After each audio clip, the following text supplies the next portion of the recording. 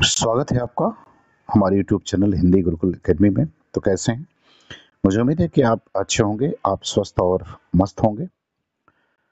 यदि आप LT grade, TGT, PGT, JSC, GDC, KBS, NBS इन परीक्षाओं की तैयारी कर रहे हैं तो ये क्लास आपके लिए बहुत महत्वपूर्ण है।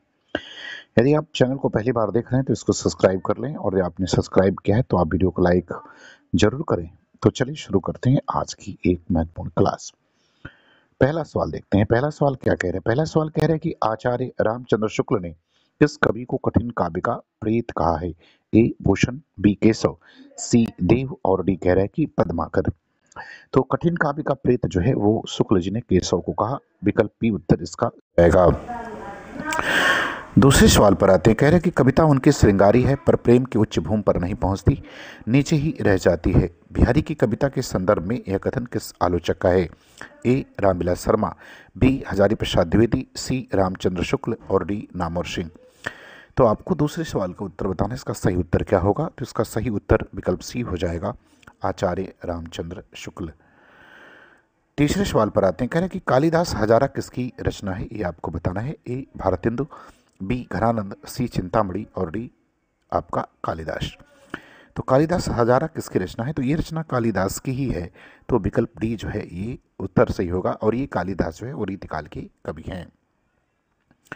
चौथे सवाल पर आते करें कि सुजान सागर के लेखक कौन है? ये आपको बताना है। ए कह रहे घनानंद, बी बोथा, सी ठाकुर और डी आलम। तो सुजान सागर किसके द्वारा लिखित रचना है ये बताना है। तो ये घनानंद की रचना है। विकल्प ए उत्तर इसका क्या होगा? वो सही हो जाएगा। पांचवें सवाल पर आते हैं। पांचवा सवाल करें कि बिहारी सतसई पर फिरंगी सतसई नाम से फारसी भाषा में एक टीका लिखी गई, इसके टीकाकार कौन है? ए फिराक गोरखपुरी, बी आनंदीलाल शर्मा, सी अमीर खुसरो और डी कह रहा है कि मिर्जा गालिब।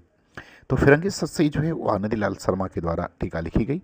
विकल्प बी उत्तर इसका सही हो जाएगा।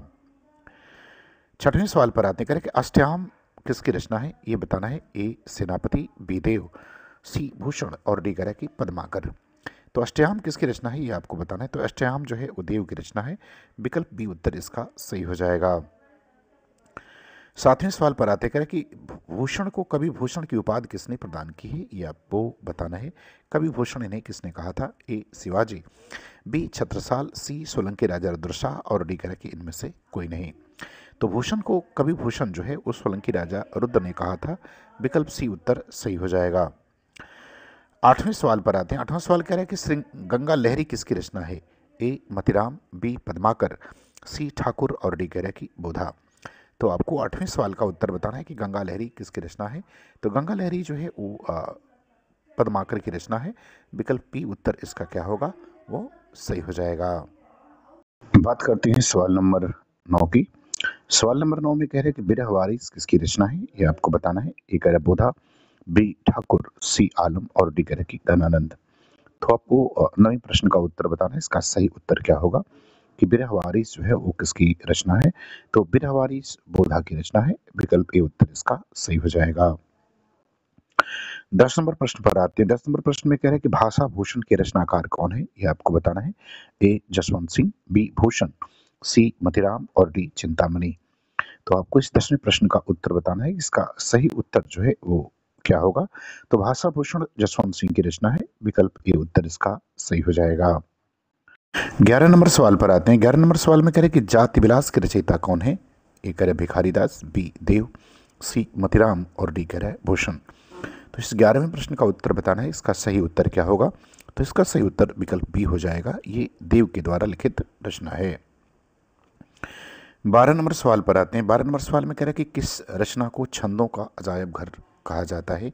ए रामचरितमानस, बी चंद छंद वर्णन की महिमा, सी रामचंद्रिका और डी पृथ्वीराज राशो। तो आपको इस प्रश्न का उत्तर बताना है कि किस रचना को छंदों का अजायब घर कहा जाता है। तो ये कहा जाता है केशव की रामचंद्रिका को। विकल्प सी उत्तर जो है इसका क्या होगा? वो सही हो जाएगा। 13 नंबर सवाल पर आते हैं। कह रहे कि सीख लीनो मीन मृग खंजन कमल नयन, सीख लीनो जश औ प्रताप को कहानो है। आपको बताना है कि पंक्ति किसके द्वारा लिखित है। ए ठाकुर, बी घनानंद, सी द्विजदेव और डी कह रहा है कि मतिराम। तो आपको 13 वाले प्रश्न का जो है 13वें प्रश्न का उत्तर बताना है। तो ये पंक्ति ठाकुर की है। विकल्प ए उत्तर इसका सही हो जाएगा। 14 नंबर प्रश्न पर आते हैं। 14 नंबर प्रश्न में कह रहा है कि इनकी सी विशुद्ध सरसों शक्तिशालिनी ब्रजभाषा लिखने में और कोई कभी समर्थ नहीं हुआ। आपको बताना है कि ये पंक्ति जो है किसके संदर्भ में कही गई है। ए देव, बी ठाकुर, सी घनानंद और डी इनमें से कोई नहीं। तो आपको 14वें प्रश्न का उत्तर बताना है। तो ये कथन जो है वो घनानंद के संदर्भ में कहा गया है। तो विकल्प सी उत्तर इसका सही हो जाएगा। 15 नंबर सवाल पर आते हैं। कह रहे कि नयन नचाए कही मुस्काए ला फिर खेलन आए होरी। तो आपको ये बताना है कि ये पंक्ति जो है वो किसके द्वारा लिखित है। बिहारी, मतीराम, पद्माकर या इनमें से कोई नहीं। तो इस प्रश्न का उत्तर बताना है कि नयन नचाए कही मुस्काए ला फिर आयो खिलन होरी। तो ये पंक्ति पद्माकर की है। विकल्प सी उत्तर इसका क्या होगा, वो सही हो जाएगा। 16 नंबर प्रश्न पर आते हैं। 16 नंबर प्रश्न में कह रहा है कि रीतिकाल की रीति सिद्ध काव्यधारा के कवि हैं। ए केशव, बी देव, सी भूषण और डी बिहारी। तो आपको ये बताना है कि इसमें से कौन सा कवि जो है वो रीति सिद्ध काव्यधारा का कवि है। तो वो बिहारी हैं। विकल्प डी उत्तर इसका क्या होगा, वो सही हो जाएगा।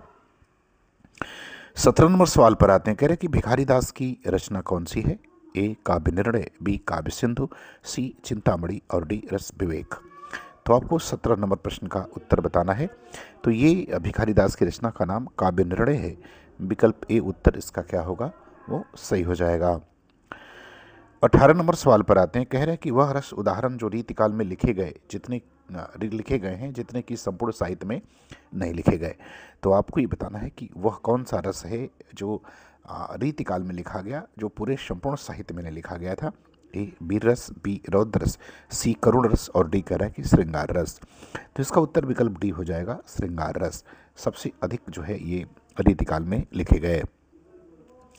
19 नंबर सवाल पर आते हैं। कह रहे हैं कि निम्नलिखित में से कौन सा कथन असत्य है। ए कह रहे कि रीतिबद्ध धारा के कवियों ने लक्षण ग्रंथों की रचना की है। बी कह रहे कि रीतिबद्ध धारा के कवियों को आचार्य कवि कहा जाता है। सी कह रहे कि बिहारी रीति सिद्ध धारा के प्रतिनिधि कवि है। और डी कह रहे कि केशव रीति मुक्त धारा के कवि हैं।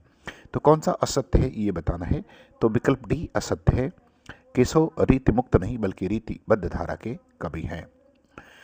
20 नंबर सवाल पर आते हैं। कह रहे कि आचार्य रामचंद्र शुक्ल ने रीतिकाल का प्रवर्तक आचार्य किसे माना है। ए आचार्य केशवदास को, बी मतीराम को, सी चिंतामणि को और डी बिहारी को। तो आपको इसका सही उत्तर जो है वो बताना है कि इसका सही उत्तर क्या होगा। तो शुक्ल जी ने जिसे रीतिकाल का प्रवर्तक आचार्य माना है वे चिंतामणि हैं। तो विकल्प सी उत्तर जो है आपके इस सवाल का सही होगा। 21 नंबर सवाल पर आते हैं। कह रहे हैं कि रीतिकाल की विशेषताओं के संदर्भ में निम्नलिखित में से एक विशेषता गलत है, उस विशेषता का चयन कीजिए। ए कह रहे कि रीतिकाल में अलंकार की प्रधानता है। बी कह रहे कि रीतिकाल की प्रमुख भाषा ब्रजभाषा है। सी कह रहे कि रीतिकाल में प्रकृति का आलंबन रूप में वर्णन हुआ है। और डी कह रहे कि रीतिकाल में लक्षण ग्रंथों की प्रमुखता है। तो कौन सा कथन इसमें असत्य है वो आपको बताना है। तो अगर 21 की बात करें तो विकल्प सी जो है ये इसमें क्या है, असंगत है। 22 नंबर सवाल पर आते हैं। कह रहे हैं कि आचार्य भिखारीदास कृत काव्यशास्त्री ग्रंथ कौन सा है ये बताना है। ए कह रहे काव्य प्रकाश, बी काव्य निर्णय, सी काव्यांग प्रकाश और डी कह रहे कि रस सारांश। तो आपको 22वें सवाल का उत्तर बताना है। इसका सही उत्तर क्या होगा। तो इनकी रचना का नाम काव्य निर्णय है। विकल्प बी उत्तर सही हो जाएगा। 23 नंबर सवाल पर आते हैं। कह रहे कि लोग हैं लाग कवित बनावत, मोहित तो मेरे कवित बनावत। इस काव्य पंक्ति के रचयिता कौन है। ए आलम, बी द्विजदेव, सी घनानंद और डी कह रहे कि इनमें से कोई नहीं। तो आपको 23वें नंबर सवाल का उत्तर देना है। तो ये पंक्ति घनानंद की है। विकल्प सी उत्तर जो है वो सही हो जाएगा। 24 नंबर सवाल पर आते हैं। कह रहा है कि कवित्त रत्नाकर के रचनाकार कौन है ये आपको बताना है। ए कह रहे कि जगन्नाथ दास रत्नाकर, बी सेनापति, सी घनानंद और डी कह रहे कि अयोध्या सिंह उपाध्याय हरिऔध। तो कवित्त रत्नाकर किसकी रचना है ये आपको बताना है। तो कवित्त रत्नाकर जो है वो सेनापति की रचना है। विकल्प बी उत्तर इसका सही हो जाएगा। 25 नंबर सवाल पर आते हैं। कह रहे कि शिवा बावनी के रचनाकार कौन है। ए कह रहे रत्नाकर, बी भूषण, सी ठाकुर और डी कह रहे कि आलम। तो शिवा बावनी के रचनाकार का नाम आपको बताना है। तो शिवा बावनी जो है वो भूषण की रचना है। विकल्प बी उत्तर जो है इसका सही होगा। 26 नंबर प्रश्न पर आते हैं। कह रहे कि इनमें से कौन सा ग्रंथ केशव का नहीं है ये आपको बताना है। ए रामचंद्रिका, बी कवि प्रिया, सी विज्ञान गीता और डी कह रहे कि भाषा भूषण। तो कौन सी रचना केशव के द्वारा लिखित नहीं है? तो वो रचना महासाभूषण है, ये केशव के द्वारा लिखित नहीं है। 27 नंबर सवाल पर आते हैं। कह रहे कि काव्य शास्त्र की परंपराओं के अनुसार लक्षण ग्रंथों की रचना करने वाले कवि किस काव्यधारा के अंतर्गत आते हैं? ए रीतिबद्ध, ए रीतिसिद्ध, सी रीतिमुक्त और डी कह रहे कि इनमें से कोई नहीं। तो आपको पता है कि काव्य शास्त्र की परंपराओं के अनुसार जो लोग रचना करते हैं तो वो रीतिबद्ध की धारा के अंतर्गत आते हैं। विकल्प ए उत्तर इसका सही होगा। 28 नंबर प्रश्न पर आते हैं। कह रहा है कि रीति सिद्ध कवि किसे कहा गया है? ए जो कवि आश्रयदाताओं की प्रशंसा करके अर्थ सिद्ध करते थे। बी कह रहे कि जिन कवियों ने कोई लक्षण ग्रंथ नहीं लिखा किंतु अपने काव्य में रीति परंपरा का अनुसरण अवश्य किया। सी कह रहे कि जिन कवियों ने स्वच्छंद काव्य रचना की। और डी कह रहे कि जिन कवियों ने भक्ति और नीति परक काव्य की रचना की। तो आपको बताना कि रीति सिद्ध किसे कहते हैं? तो देखिए, जिनने लक्षण ग्रंथ तो नहीं लिखा लेकिन जो है उसके परंपरा का अनुसरण किया, तो विकल्प बी उत्तर इसका सही हो जाएगा। 29 नंबर सवाल पर आते हैं। कह रहा है कि रीति काव्य को गुंडेपन और सुहदीपन की हरकत किसने कहा है? ए आचार्य रामचंद्र शुक्ल, बी मार्कंडे वाजपेयी, सी डॉक्टर रामस्वरूप चतुर्वेदी और डी कह रहे कि डॉक्टर रामविलास शर्मा। तो रीति काव्य को गुंडेपन और सुहदेपन की हरकत जो है वो मार्कंडे वाजपेयी ने कहा था। विकल्प बी उत्तर सही होगा। 30 नंबर प्रश्न पर आते हैं। 30 नंबर प्रश्न में कह रहे कि रीतिकालीन कवियों पर भाषा में मिश्रण करके एवं व्याकरण के नियमों की अवहेलना करने का आरोप किस आलोचक ने लगाया था? ए आचार्य रामचंद्र शुक्ल, बी डॉक्टर राम कुमार वर्मा, सी डॉक्टर रामविलास शर्मा और डी प्रोफेसर राजनाथ शर्मा। तो आपको इस 30वें प्रश्न का उत्तर बताना है। इसका सही उत्तर क्या होगा? तो ये आरोप जो है रामचंद्र शुक्ल ने लगाया था। तो विकल्प ए उत्तर इसका क्या होगा? सही हो जाएगा। 31 नंबर सवाल पर आते हैं। कह रहे कि रीतिकाल की सर्वाधिक व्यापक प्रवृत्ति है। ए आश्रयदाताओं की अतिशय प्रशंसा, बी नायिका भेद और श्रृंगारस विवेचन, सी राधा कृष्ण के स्मरण के बहाने अपनी प्रेम पीड़ा की व्यक्ति और डी कह रहे कि अलंकार ग्रंथों की रचना। तो इसका सही उत्तर क्या है ये आपको बताना है। तो 31 का सही उत्तर विकल्प बी हो जाएगा, नायिका भेद और श्रृंगारस विवेचन। बात करते हैं सवाल नंबर 32 की। कह रहे कि काव्य परंपरा को न मानने वाला काव्य अंधा, शब्द प्रयोग में औचित्य का प्रयोग न मानने वाला काव्य बगैर, छंदों से युक्त काव्य पंग, अलंकार रहित काव्य नग्न और अर्थ रहित काव्य मृतक तुल्य है।